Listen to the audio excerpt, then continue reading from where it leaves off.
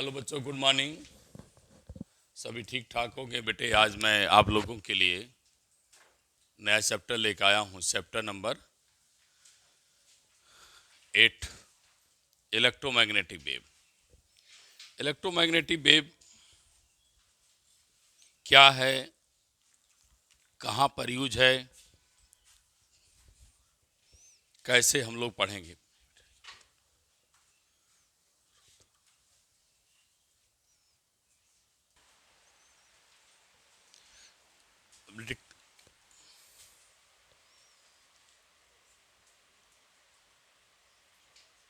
Electromagnetic wave board में बेटे 3-4 number का मैक्सिमम आता है, ध्यान रखना है। 3-4 मार्क्स का आएगा। इसको शॉर्ट नेम में हम लोग पढ़ते हैं EMW।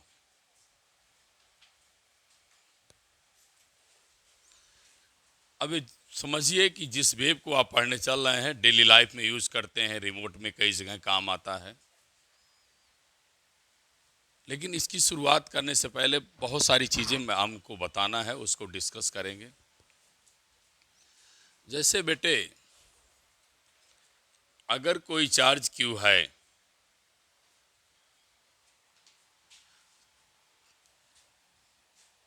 तो क्या जनरेट करता है? Electric field. कोई चार्ज Q है बेटे तो वह इलेक्ट्रिक फील्ड जनरेट करता है।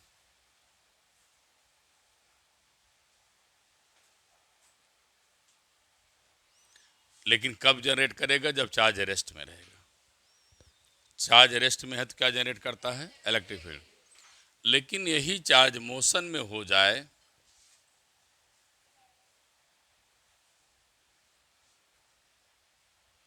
तो मेरे बेटे आप बोलते हो क्या जनरेट करेगा?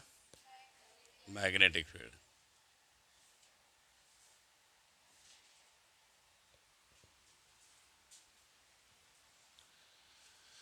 और मैग्नेटिक फील्ड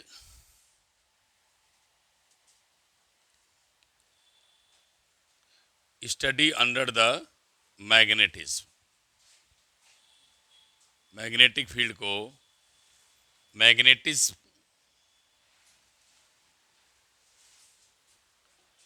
के अंतर्गत स्टडी किया जाता है। फिर लगभग बेटे 1820 के अराउंड में ओस्टर ओस्टर जी ने बता दिया था कि जब कोई चार्ज मोशन करता है उसके चारों तरफ मैग्नेटिक फील्ड जनरेट होती है। ये लगभग 19 के समथिंग ये भी है। उसके बाद बेटे 1830 के अराउंड में फैराडे जी ने अपना व्यू दिया। फैराडे लॉ क्या था? सबको पता है। Rate of change of magnetic field produce क्या बेटे? EMF। उसके आफ्टर देर बटे मैक्सवेल आए। मैक्सवेल ने बताया कि किसी भी पॉइंट पर अगर मैग्नेटिक फील्ड जनरेट हो रही है उसी पॉइंट पर इलेक्ट्रिक फील्ड भी जनरेट होती है। मैक्सवेल ने कहा कोई ऐसा सोर्स जो मैग्नेटिक फील्ड जनरेट कर सकता है वही सोर्स इलेक्ट्रिक फील्ड भी जनरेट कर सकता है। तो उन्होंने बताया कि अगर इलेक्ट्रिक फील्ड में चेंजिंग कर दिया जाए तो मैग्नेटिक फील्ड जनरेट हो जाएगी। काफ़ी डिस्कशन के बाद बात बढ़ती चली गई तो एम्पियर्स लॉ की बात होने लगी। एम्पियर्स लॉ है क्या? मैक्सवेल ने एम्पियर्स लॉ को ये बताया कि जो एम्पियर्स लॉ है वो इनकम्प्लीट है। तो अगर एम्पियर्स लॉ इनकम्प्लीट है, अभी मैं डिफिनीशन नहीं बता रहा हूँ, सोचिए पूरी बातें हो जाएं। तो एम्पियर्स लॉ इनकम्प्लीट है उसको देखने के लिए हम लोग एम्पियर्स लॉ पहले देखें क्या है, और फिर एम्पियर्स लॉ पढ़ने के बाद क्या उनमें कमी रह गई उसको मैक्सवेल ने दूर किया। जब मैक्सवेल ने दूर किया तो एम्पियर्स लॉ में अपना नाम भी जोड़ दिया, एम्पियर मैक्सवेल लॉ। क्या जोड़ दिया? Ampere Maxwell law. अब इसे लिख लें तो आगे बढ़ूंगा।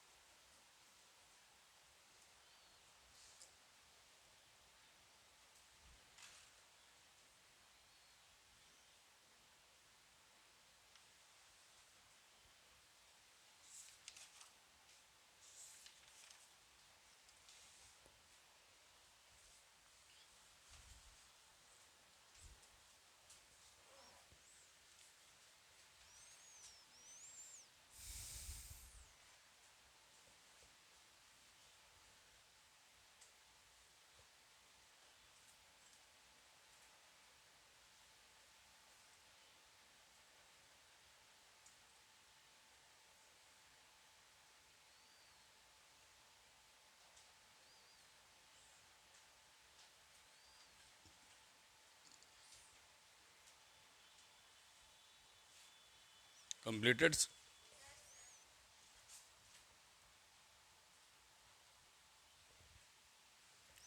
अब बेटे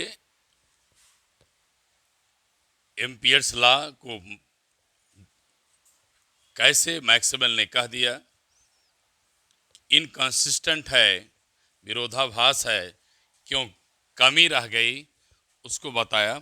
लेकिन चैप्टर की स्टार्टिंग है, डिफिनीशन तो देख लें क्या पढ़ने चल रहे हैं, आगे मैं भी बताऊंगा।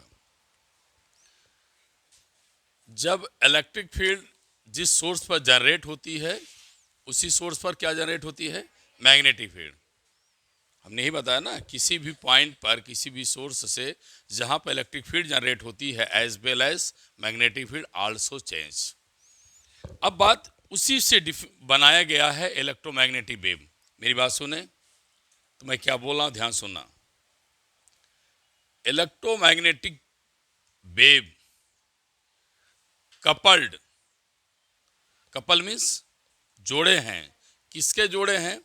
Electric field and magnetic field. तो कई डिफिनीशन लोगों ने बनाया है। कैसा? पहली बात, फर्स्ट डिफिनीशन आप देख लीजिए, जो भी आप लिखेंगे सब सही है। पहली डिफिनीशन मैं बोल रहा हूं, EMW आर, आपकी इच्छा क्या लिखते चलिए, couple time varying electric and magnetic which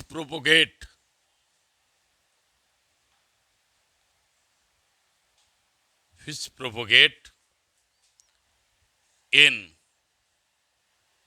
free space।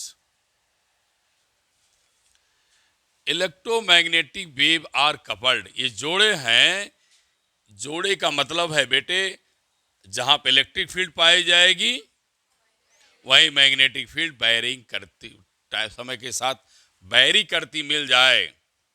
कहाँ? फ्री स्पेस में। तो क्या मिलती है? नई वेव देती हैं दोनों मिलकर के, इलेक्ट्रोमैग्नेटिक वेव। दोनों मिलकर कौन सी वेव जनरेट करा दिया? Electromagnetic wave. अब इसकी सेकेंड डेफिनेशन एक और आप देख लीजिए। एक्सेलेटेड चार्ज,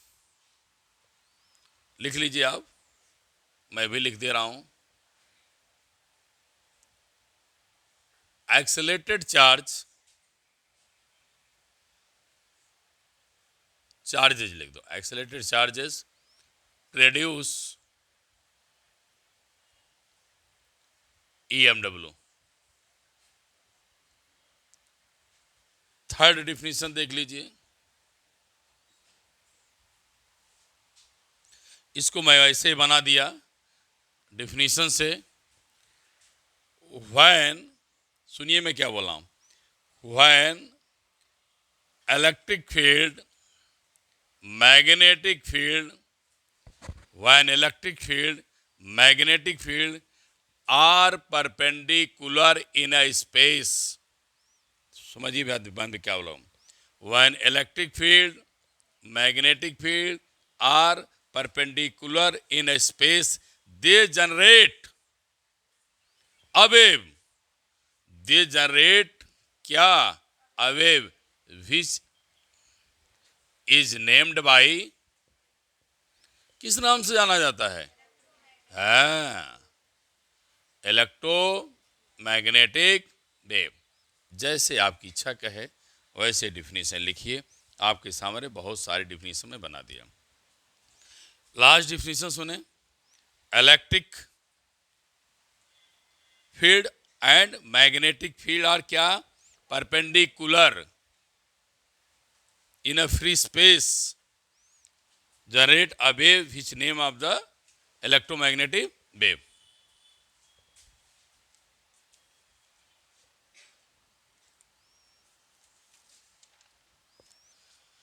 अब इलेक्ट्रोमैग्नेटिक वेव डिफिनीशन बताने के बाद मैं आपको आ जाता हूं अपनी टॉपिक पर,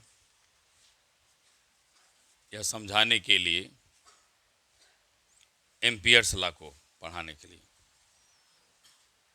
एम्पियर्स लॉ है बेटे, लेकिन एम्पियर्स लॉ को जब बता दिया गया कि इनकम्प्लीट है, तो जो इनकम्प्लीट केस थी, जिसकी जरूरत थी, उस करंट का नाम डिस्प्लेसमेंट करंट है, इसलिए टॉपिक का नाम लिखिए डिस्प्लेसमेंट करंट।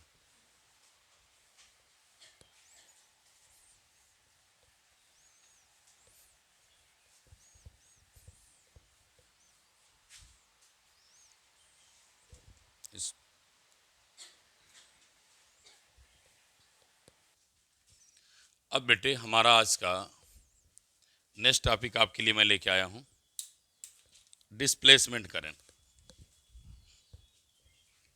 लिखिए क्या है डिस्प्लेसमेंट करंट।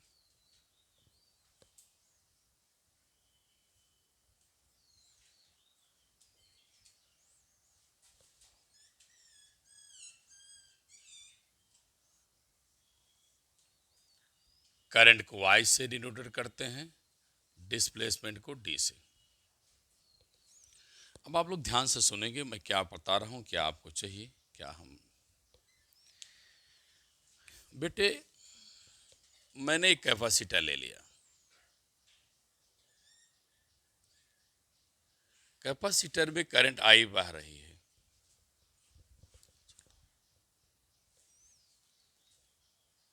कैपेसिटर आप जानते हैं चार्ज होगा, और जो चार्ज होगा वह चार्ज इलेक्ट्रिक फील्ड के रूप में स्टोर होगा। किसके रूप में होगा, फील्ड। अगर वह इलेक्ट्रिक फील्ड के रूप में है तो पॉजिटिव से नेगेटिव इलेक्ट्रिक फील्ड लाइंस चलेंगी, इलेक्ट्रिक फील्ड लाइंस चलेंगी। तो बेटे मैंने फिर आगे की बात बताऊं, फिर करंट आई आ गई। तो मैक्सवेल साहब ने क्या किया, यहां पर एक लूप बना दिया। ये लूप है किसका, मैग्नेटिक फील्ड लाइंस का। किसका लूप है बेटे, मैग्नेटिक फील्ड लाइंस का। जब ये लूप मैग्नेटिक फील्ड लाइंस बन गया, चूंकि सर्कुलर लूप है, इसको मैं C1 मान लिया। तो मैंने क्या किया बेटा, एम्पियर्स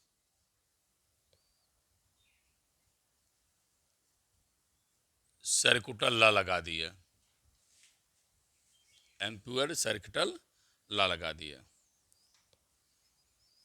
अब एम्पियर सर्कुटल लॉ लगाने के बाद आपको खूब बढ़िया से समझ में आ जाना चाहिए कि एम्पियर सर्कुटल लॉ क्या था, line integral of magnetic field ना बेटे।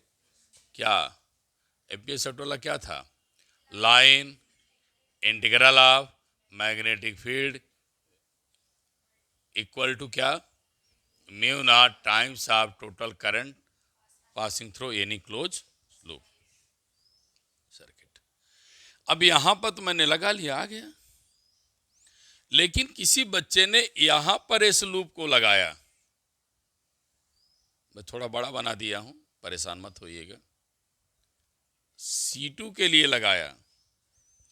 जब ये C1 की बात कर लिया, C2 की बात कर लिया, जब C2 की बात किया तो बच्चे ने कहा sir where is not present current, तो करंट की वैल्यू क्या मिल गई, मैग्नेटिक फील्ड क्या मिल गया, 0। क्या देखा गया कि phi B dot D L not equal to B dot D L. अब ये दोनों इक्वल नहीं हुए, inconsistent of visible by Maxwell in the Ampere circuital law. उनको एम्पियर सर्किटल लॉ में विरोधाभास दिखने लगा। ये क्या हो गया, करंट तो आगे प्रोड्यूस हो रही है, जो करंट आ रही है वह कहीं करंट आगे मिल रही है, कहाँ ऐसी कमी हो गई, कहाँ ऐसी प्रॉब्लम आ गई कि यहाँ किस फॉर्म में करंट निकली कि मुझे फिर आई मिल गई, चली आई चार्ज के रूप में, फिर मिली, सॉरी करंट मिला, फिर करंट मिला, लेकिन बीच में करंट तो नहीं है क्योंकि हमारा एम्पियर्स लॉ फेल हो गया। तो मैक्सवेल ने सोचा यहां करंट के फॉर्म में नहीं चल रही है, करंट चार्ज के फॉर्म में नहीं चल रही, चार्ज मोशन नहीं कर रहा है। उनके दिमाग में आया यहां कुछ चीज मिसिंग हो गई है, जो मिसिंग है अब उससे हम खोजेंगे इन एम्पियर्स लॉ में। एम्पियर्स लॉ इनकम्प्लीट हो गया, क्या कमी है उसको हम क्या करेंगे, खोजेंगे। तो अब आगे हम इसको लिखने चल रहे हैं, किस नाम से, Maxwell modify of Ampere's law. तो एम्पियर्स आप लिख लें, यहां हम लिख रहे हैं, अभी आप रुक रही है, Maxwell modification of Ampere circuital law.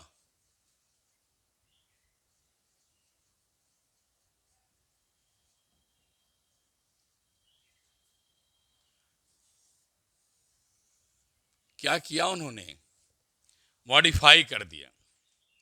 अब मॉडिफाई करने चले तो पहले ये देखा कि क्या यहां कमी रह गई, उस कमी को ढूंढा। उस कमी को ढूंढने तो चला, लेकिन उनको पता है तो करंट ही, बोलिए, है तो करंट ही, होगी किस फॉर्म में देखा जाएगा, होगा करंट ही, लेकिन किस फॉर्म में देखा जाएगा। तो उन्होंने क्या किया कि चलिए सोचा जाए क्या होगा। मुझे पता है बेटे, पैरेलल प्लेट कैपेसिटर के बीच में इलेक्ट्रिक फील्ड पाई जाती है। जब उन्होंने मिस टर्म को खोजने चले, मिसिंग टर्म को खोजने चले, उन्होंने सोचा कमी कहाँ रह गई, चलो देखें क्या है। अच्छा नहीं है तो मुझे पता है कैपेसिटर में चार्ज इलेक्ट्रिक फील्ड के फॉर्म में स्टोर होता है। This is concept of chapter 2। अब उन्होंने इसी से दिमाग लगाया कि equal to sigma upon epsilon naught होता है। वहां मैंने आपको बतलाया है sigma equal to Q upon A. बेटे बेटियां सुन रहे हैं, यहाँ पर मैंने क्यू अपान ए रख दिया, एप्सिलॉन नॉट पड़ा हुआ था, तो क्या मिला, क्यू अपान एप्सिलॉन नॉट। अब जब बेटे आपने क्यू निकाला, ए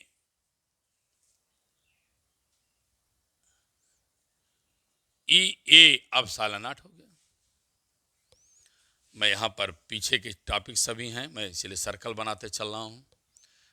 ये बच्चे हमारे पढ़े क्या, फ्लक्स, ये सब पीछे की टॉपिक है, कोई देखिए कोई नई टॉपिक नहीं है, सब पीछे सब मिला गया। अब फ्लक्स मिल गया, चूंकि टाइम के साथ वैरी कर रहा है, टाइम के साथ वैरी कर रहा है, तो हमें करंट बनाना है, टाइम के साथ वेरी करा दिया।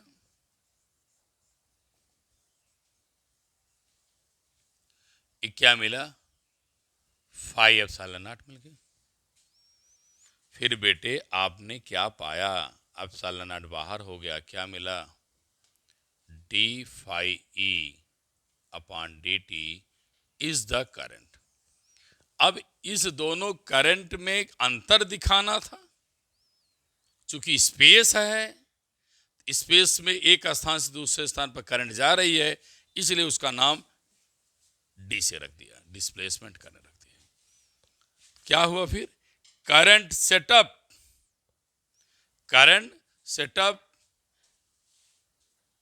इन स्पेस, ध्यान देना, current setup in a space, बोलो, due to time change electric field.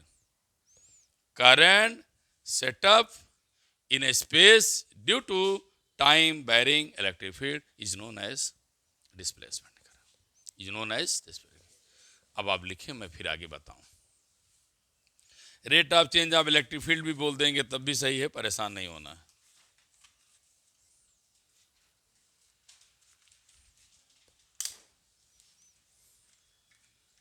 अब नोट करें बिना समय को वेस्ट किए हुए।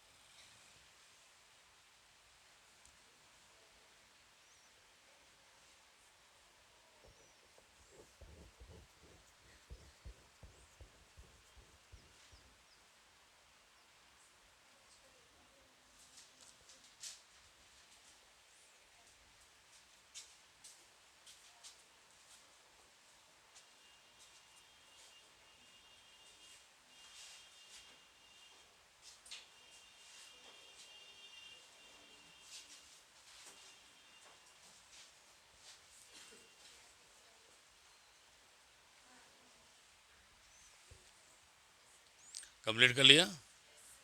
समझ में आ रहा है बढ़िया से? ठीक।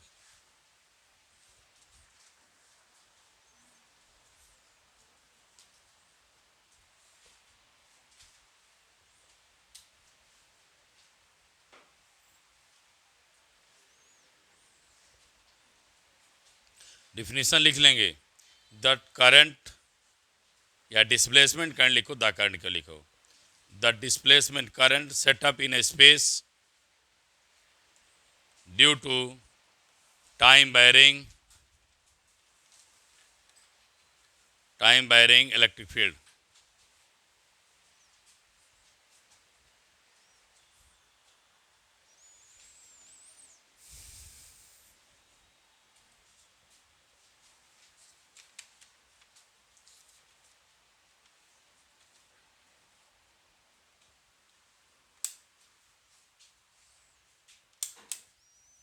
कंप्लीट कर लिया बेटे? चलिए आगे मैं देखता हूँ।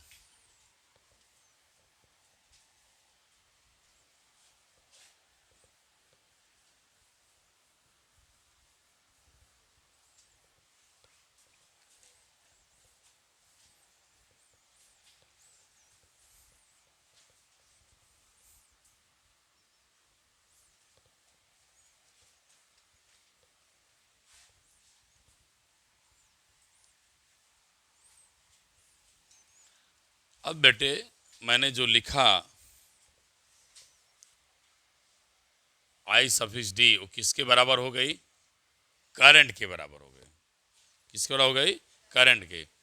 इस करंट का नाम क्या है? ध्यान दीजिएगा,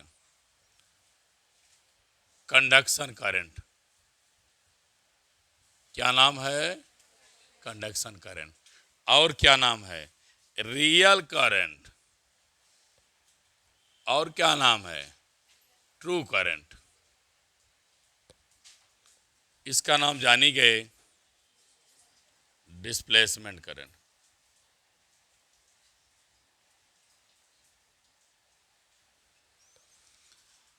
अब बेटे this is the missing term of Ampere's law, this is the missing term of, लिखते चलें, this is missing term of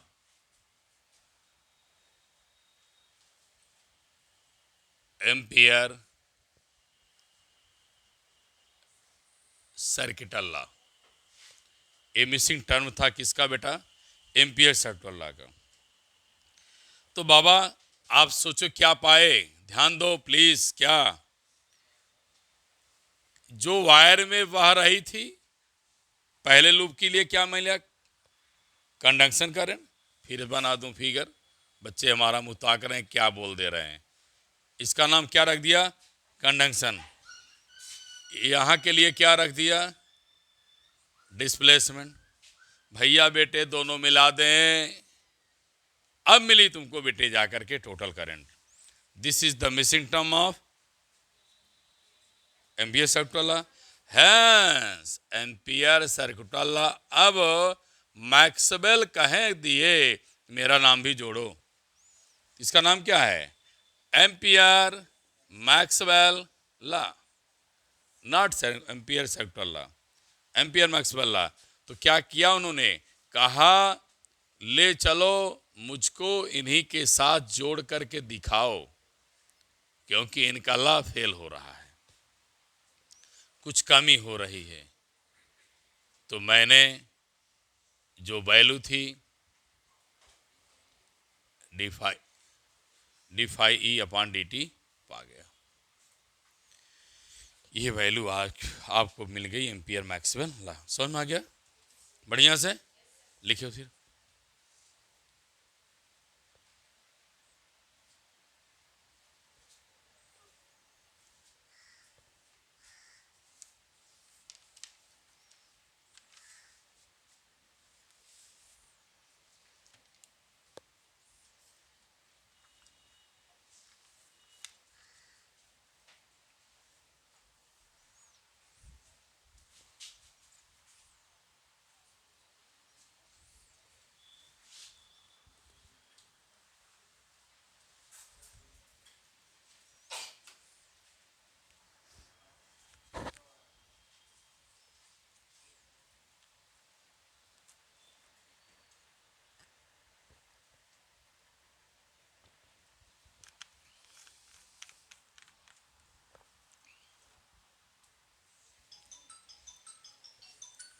complete कर लेना, बताना बेटे।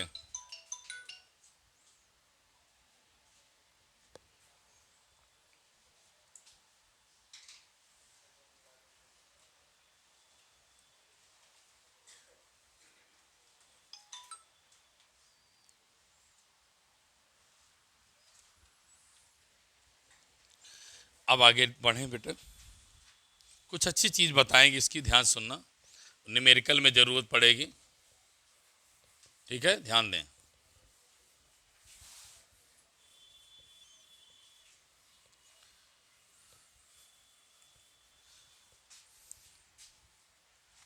आप लिख सकते हैं अदर इंफॉर्मेशन रिलेटेड टू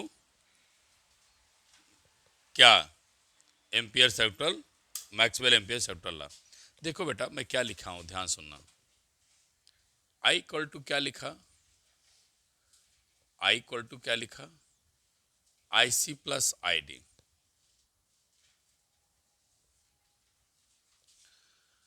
अब मैं कैपेसिटर के बाहर का बात करूं, out of capacitor.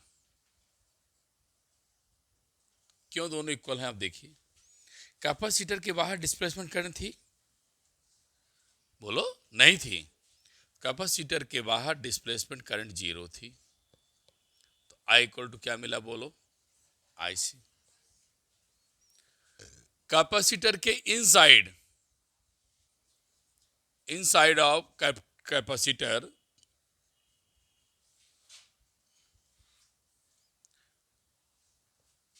I C zero है। याद आ रहा है कि नहीं? अरे भाई ऐसे तो था, यहाँ क्या पाया, आईसी, यहाँ क्या पाया, आईडी। कैपेसिटर के बाहर ये जीरो है तो आई इक्वल टू क्या मिला, आईसी मिल गया। समझ में आ रहा है? तो एकदम सुस्त हो, जैसे लगता है ईटा पाथर लेके आए हो शरीर पे। इनसाइड कैपेसिटर, कैपेसिटर के अंदर आईसी क्या है, जीरो है, तो आई इक्वल टू क्या मिलेगा, आईडी। कोई दिक्कत नहीं। दूसरी बात, फिर ये कमेंट्स फैला हुआ, इसको ध्यान रखना सबको। तो आप दोनों मिला लें, लेफ्ट इक्वल है ना, तो राइट क्या हो जाएगी, इक्वल। तो क्या मिला, आई सी इक्वल टू आई डी। अब आपको विश्वास हो गया कि सही पढ़ रहे हैं, मैक्सवेल ने गलत नहीं किया, समझ में आ गया। अब नेक्स्ट पॉइंट इसका बहुत जल्दी से नोट करें, बहुत जल्दी से।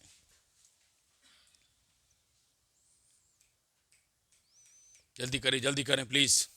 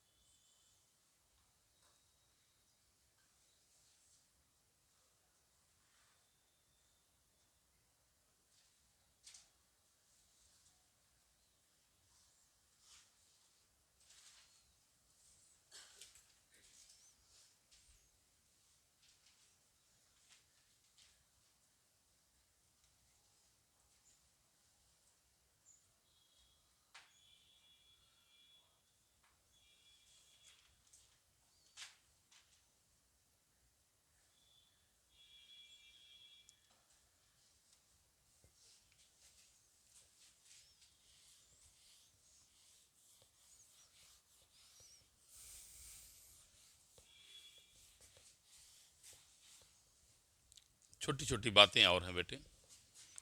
पहला terms, I D equal to क्या पढ़ा, एप्सिलॉन नॉट डी फाइव बटा अपान डी फाइव डी। बेटे epsilon naught five equal to क्या पढ़ा, ई ए। बोलिए, तो क्या करेंगे, epsilon naught A D E upon क्या मिलेगा, डी टी। इसका मतलब समझ रहे हैं, डिस्प्लेसमेंट तब तक किसी पॉइंट पर बनी है जब तक बेटे क्या है, इलेक्ट्रिक फील्ड चेंज हो रहा है। मतलब डिस्प्लेसमेंट तभी तक बनी रहेगी जब तक समय के साथ इलेक्ट्रिक फील्ड चेंज होता रहेगा। दूसरा term, I D equal to बेटे ऐसे भी लिखा जा सकता है, आपने epsilon naught A D E upon D T चुरा के लाया है। चलिए मैं भी कह रहा हूँ, लिख लीजिए। अब electric field formula second chapter में पढ़ा है, वी अपान डी पढ़ा है। अब वी अपान डी पढ़ा है तो क्या लिख सकते हैं, epsilon naught A upon D, फिर मैं लिख सकता हूँ D V upon D T, फिर मेटा इस C D V upon D T के टर्म में आ जाएगा।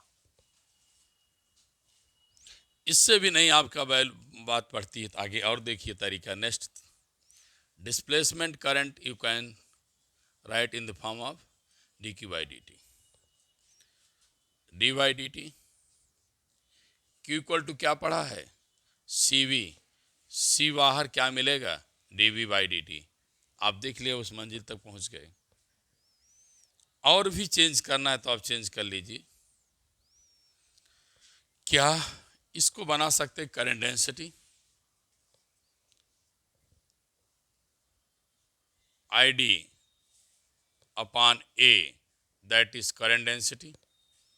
Current density next become D phi, क्या मिलेगा बेटा, डी बी टी। इस प्रकार से आप लोगों को मैंने आज के लेक्चर में डिस्प्लेसमेंट करंट और एम्पियर मैक्सवेल लॉ को आपको मैं डिस्क्राइब कर पाया, शायद आपको समझ में आया होगा। ठीक है, नोट करें, कंप्लीट करें।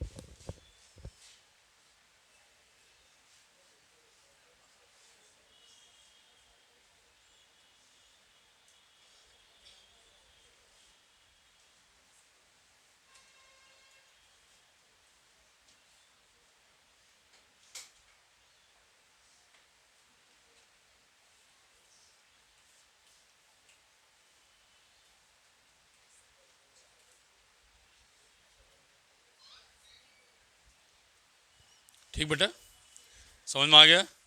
थैंक यू बेटे, thank you for watching, thank you सबको। चलिए।